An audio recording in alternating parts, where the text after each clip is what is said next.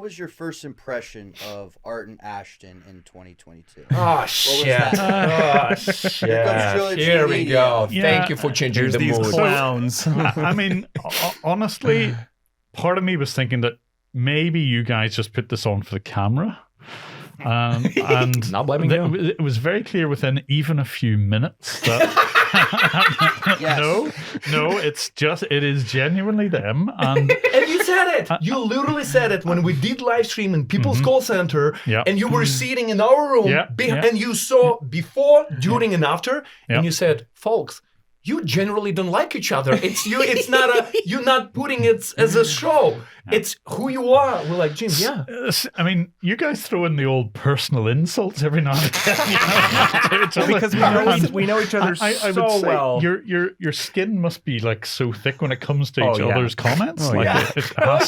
it would have to be. And I know a lot of people, other people have said this as well. Like some old married couple, you know you're not going to break up, but they will still like have a good reason. But they're gonna throw. Yeah. You know what?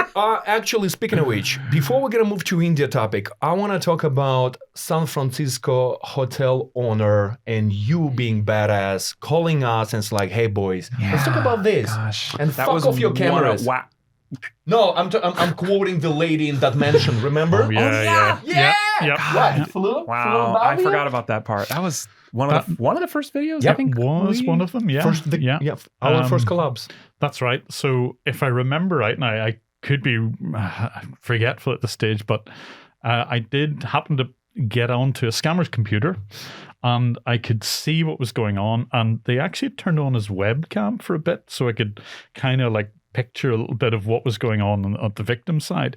But importantly, I had his address and I knew it was San Francisco was still a bit away from where you guys are, but I knew he had a hotel there in San Francisco. And I thought, what better people to go and help us? Because I think I was trying to contact the victim but couldn't. Right. Yeah. And I think you guys, if I remember right, you contacted his son, I believe. His son was the one that was on scene at the hotel. Right. We went to the house first. It was like a fort. It was like up on a hill with a long ass driveway, a mansion. Yeah, not a house, a mansion. There was someone there, but she didn't want to talk, and it wasn't the one we were looking for. So we went right to the hotel, and it was the son that came in and was like receptive. Yeah, but the scammers were very interested in this guy because he had a significant amount of money, probably from the hotel business. I remember the Wells Fargo screenshots. Yeah, Yeah. because we were able. That's really what sold it when we were there. Because we're just two fucking clowns. Who are we? But then when we show them their own bank. Bank balances. They're like, oh, what? Yes. And San, when we approached and we went to our front desk. That feels like another lifetime ago. I know, but it happened a couple of years ago. And San, he said, oh yeah, they scammed my dad before and I thought we took care of it. Yeah. And we're like, no, they're still inside right now. Yeah. And we put you on a phone, you walk it through everything and they're like, oh shit. Yeah. They were so cool. Yeah. No, they were. I mean, there's certain things you can and cannot say, but I mean, obviously, if a stranger calls you up and they're going to be vague about something, then you're far less likely to believe it. If you can quote their exact bank balance, you tend to be a bit more believed. And I've had to use that example of quoting an exact bank balance to banks themselves to say, here's the account number, the last four of this account number, there's the person, here's their exact bank balance, and then they believe me. So yes, it's kind of weird though, because it's like you have to then convince the victim that it's kind of like what the scammers are doing. Even though you're on opposite sides, you're doing the same kind of thing. You're trying to convince them there's a problem. And in this case, there is, but the scammers, there isn't, but they're doing the same shit. But like, you're trying to convince you that you have to do this, you have to do that, you have to listen to me because I know. It's kind of sometimes you feel like a scammer. Like sometimes you a scammer, when you're calling the victims to convince them of something. It's like, I am a good guy. I know all this information about you. I promise you I'm a good guy. I'm not supposed to know it, but I do. But it's for good reasons. I promise. But you guys are pretty adept at doing that at this stage, because and you have like your pamphlets and so on right to hand out, which I think is a really good idea, because you always, one of the bits of advice as well is if you're approaching anybody, say, look, give yourself a bit of time to think about this, and at least if you hand them a bit of paper, they can take a breath in, do your own research, read it, and try and figure it all out. So this that's is our YouTube channel. helped. This is where you can find us. We're doing this, and Jim Browning is this. Yeah, we explain, and they were like immediately, we had a problem before. yes, dad got scammed. We thought we took care of it.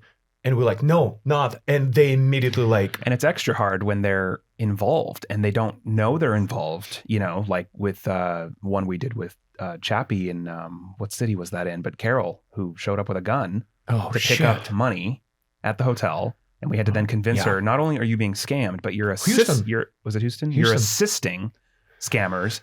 And she was armed.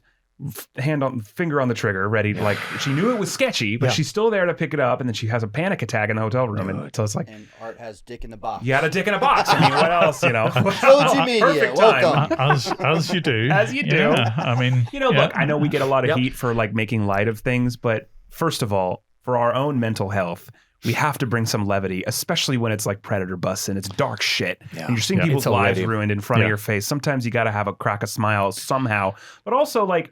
We need the videos to be entertaining because if they're not entertaining, no one's going to watch them. And if no one watches them, we can't keep doing what we're doing and no one's going to learn anything. And that's why you shouldn't apologize about it because... we don't, but some people don't understand it. But you just did. No, I didn't say sorry. I said I'm acknowledging we get heat. I'm not sorry for it. Okay, I'm just saying. It's. I mean, honestly, a 6'5" Easter bunny is going to stick more in your... My favorite line was like when cops arrived, who in charge here? Me and the bunny. Me and the bunny. You're like, okay, no more questions. Serious. No, fucking bunny and egg. Oh my God. We have a video dropping, which by the time people see this podcast, it'll already be out. But we're dropping it a week from yesterday, 6 days from now, where we caught a cash mule locally. You're talking about Art that video. Didn't force him, but strongly suggested that he do several push-ups in the park and apologize to all elderly people across the planet for being scammed, and he did these things. And then I said, kiss the ground and apologize. Kiss the ground of the best country in the world and don't fuck our citizens. And he kissed the ground. And he's not even related to Katy Perry. So that's fun. That's coming next week. That's coming next week. That'll be interesting. Oh my God.